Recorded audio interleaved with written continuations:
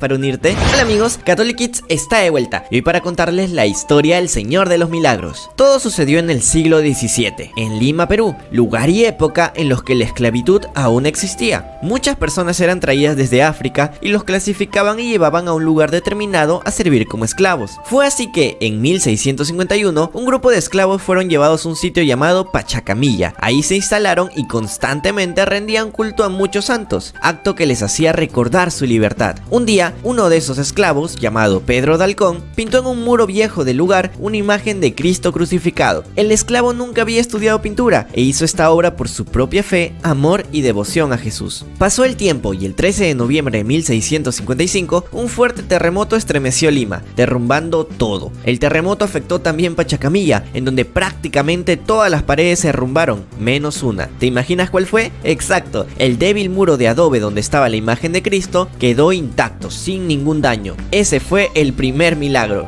Pasaron los años y muchas personas empezaron a ir donde la imagen para rezar. Esto disgustó a las autoridades y mandaron a que un pintor la borrase. Pero este no pudo, ya que al intentar hacerlo sintió temblores y escalofríos, así que mandaron a un segundo y a un tercero, pero a todos ellos les pasaba algo extraño cuando intentaban hacer su trabajo. Fue así que las autoridades decidieron dejar ahí la pintura de Jesús. Tiempo después, el 20 de octubre de 1687, sucedió otro terremoto y nuevamente la imagen de Jesús quedó intacta, pero en esta ocasión mandaron a hacer una copia para que esta saliera en procesión por las calles. Fue recién el 15 de octubre del 2005 que se declara el Señor de los Milagros como patrón de los peruanos residentes e inmigrantes. Y bien, ahora vamos con la trivia de Catholic Kids. Pregunta número 1. ¿Cómo se llamaba el esclavo que pintó a Jesús?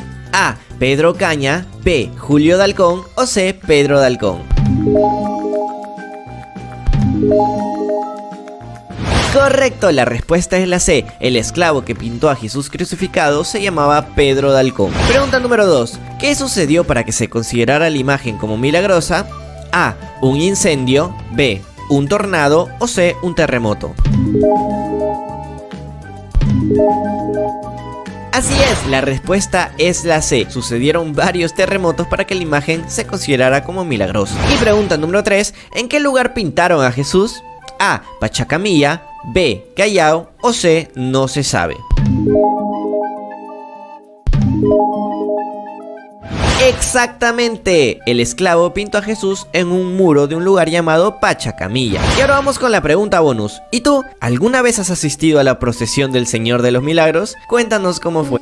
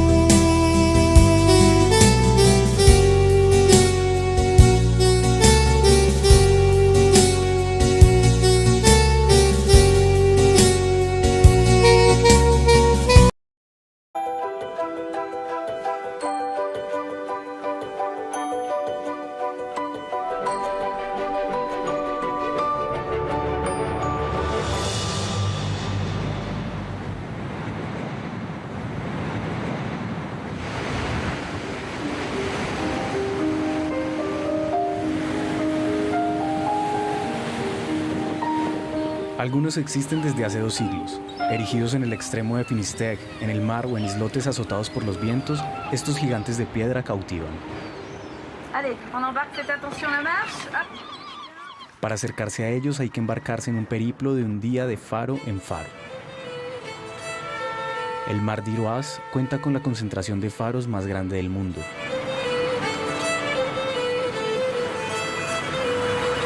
Luc y Christelle son marineros experimentados. Conocen de memoria la historia de estos centinelas de piedra. Ouessat es la primera parada. Ouessat está separado del archipiélago de Molène por esta falla denominada Front-Bord. Front-Bord en bretón quiere decir gran torrente.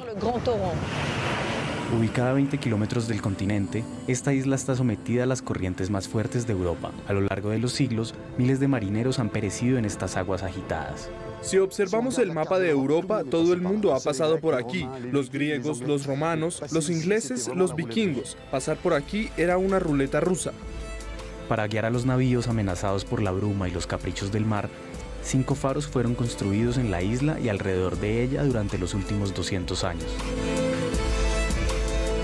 Los faros de Creac, de Nibidic, de Jumain y el Palacio de los Infiernos, el Quereón. Erigido entre las islas de Ouessat y Molène, en el paso infernal de Front-Bord, enfrenta las tempestades más imponentes de las costas francesas. Los últimos guardas lo abandonaron en 2003. Los guardias lo abandonaron con dolor en el alma. Ser guardia de faro es una vocación. Louis Cossat estuvo durante 2 años en los faros de Ouessat. No ha olvidado nada de su vida de marinero. Recuerdo imágenes, olores, como si hubiese sido ayer. Vivíamos casi como monjes. Uno duerme y otro vigila. Uno se cruza 4 veces al día, bostezando. El que se desplaza no hace ruido. No hay lugar más apacible que un faro. Nos dirigimos al sur del mar d'Iroise, de la punta de Ras hasta la isla de Saint. Nos encontramos en la zona marítima más peligrosa del mundo. 4 faros iluminan el recorrido de los barcos. El más mítico de todos es el faro de Armen. Armen es el símbolo de nuestro oficio. Armen es el faro, el rey de los faros. Porque es todo. Es el extremo, de hecho. Una luz fundamental, esencial. En 1922 los guardas permanecieron bloqueados cerca de 100 días sin poder ser abastecidos. Su construcción entre vientos y mareas duró 14 años. Se encuentra en un lugar muy delicado a la piedra, está muy baja sobre el agua, por lo tanto estaban obligados a trabajar solo en caso de gran marea. Recogían a los marineros en la isla de Saint, con el oído sabían si iba a haber una ola más fuerte que las otras, tenían tiempo de irse. Hoy en día todos los faros del mar d'Iroise están automatizados. Gardien de phare à la dérive, il te faut vivre avec ton temps. L'ordinateur qui te dirige ne sait rien des vagues d'Ouessant, ne sait rien des vagues d'Ouessant. Sus luces son piloteadas desde la isla de Ouessat. Abandonados por sus guardas, los bretones no están dispuestos a abandonar sus faros. Les dan incluso una segunda vida. Mais ta vie tu l'avais choisie. 3, 2, 1, top départ. El ingreso de estos alumnos al faro de la Isla Virgen es un ejemplo de la valorización de este patrimonio excepcional. Il est beau, enfin il est grand quoi. On a la chance de pouvoir le monter. C'est le plus grand phare d'Europe. Donc voilà. Je suis rentrée dedans, je me disais c'était petit, mais en fait non, c'était énorme. Il y avait beaucoup de marches.